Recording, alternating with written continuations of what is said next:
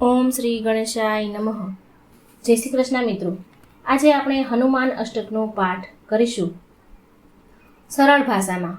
હનુમાન અષ્ટક તો આમ તો સંસ્કૃત ભાષામાં દોહા સ્વરૂપે આવે છે, પણ એ આપણને ઘણીવાર એના શબ્દ સમજ નથી આવતા, કારણ કે એ સંસ્કૃત ભાષામાં હોય છે.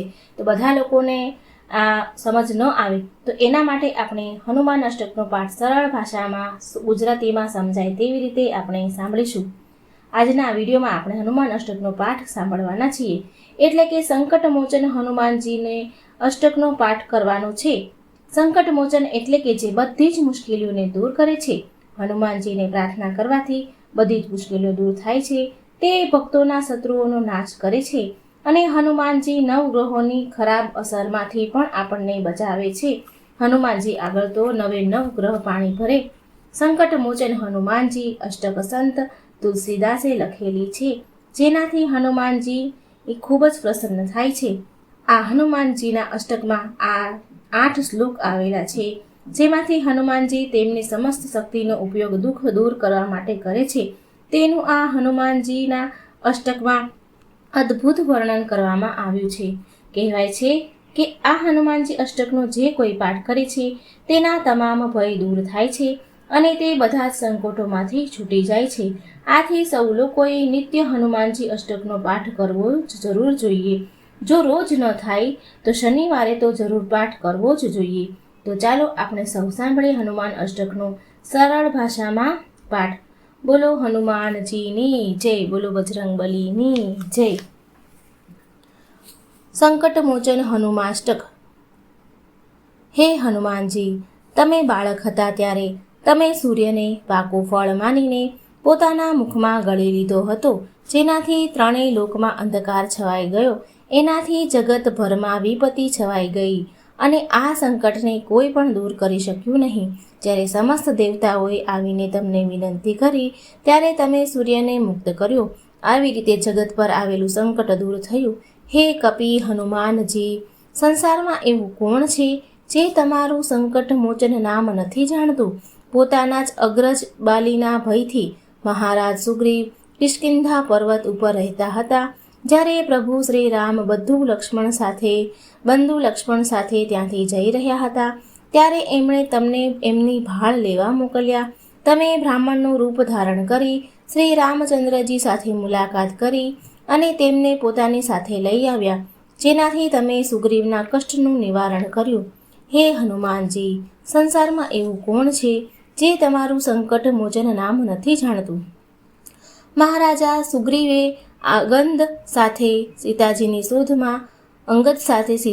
શોધમાં પોતાની સેનાને મોકલી તે વખતે કહી દીધું હતું કે જો સીતાજીની ભાળ લગાવીને ન આવ્યા તો તમને બધાને મારી નાખીશું. બધા શોધીને થાકી ગયા.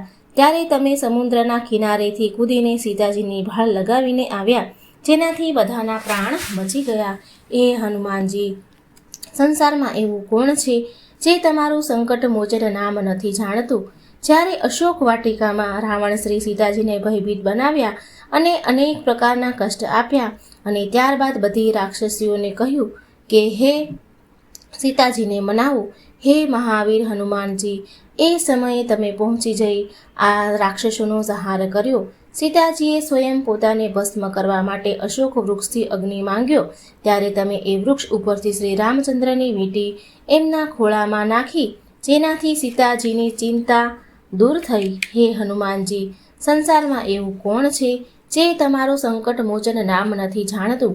રાવણના પુત્ર મેઘનાથે બાણ માર્યું, જે લક્ષ્મણની છાતી ઉપર વાગ્યું અને જેના કારણે લક્ષ્મણજી મૂર્છિત થઈ ગયા અને એમના પ્રાણ સંકટમાં આવી ગયા. ત્યારે તમે જ સુષેણ વેદને ઘર સહિત ઉઠાવી લાવ્યા અને દ્રોણાચલ પર્વત સહિત સંજીવની બુટી લઈ આવ્યા હતા અને જેનાથી લક્ષ્મણજીના પ્રાણ બચી ગયા હતા. હે હનુમાનજી, સંસારમાં એવું કોણ છે જે તમારું સંકટ મોચન નામ નથી જાણતું? રાવણે ઘોર યુદ્ધ કરી શ્રી રામ અને લક્ષ્મણ સહિત બધા મોટા યોદ્ધાઓને નાગપાશમાં બાંધી દીધા. ત્યારે શ્રી રઘુનાથ સહિત આખા દળમાં એવો ભય છવાઈ ગયો કે આ તો ઘણું ભારે સંકટ આવી પડ્યું છે. ત્યારે એ સમયે હે હનુમાનજી, તમે ગરુડજીને લાવી નાગપાશમાં બંધનો કપાવી નાખ્યા હતા જેનાથી સંકટ દૂર થયું. હે હનુમાનજી, સંસારમાં એવું કોણ છે જે તમારું સંકટ મોચન નામ નથી જાણતું?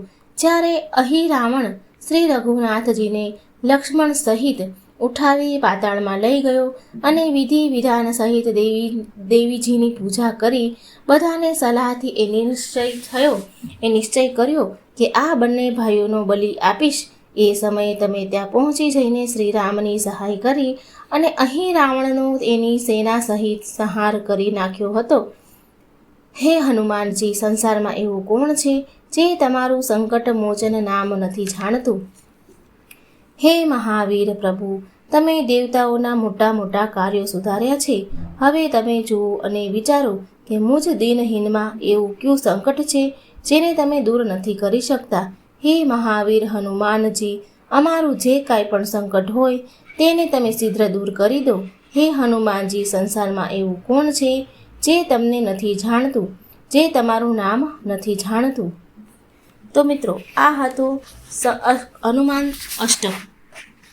મિત્રો, તમે પણ સાંભળજો, બીજાને પણ સંભળાવજો અને પુણ્યના ભાગીદાર બનજો.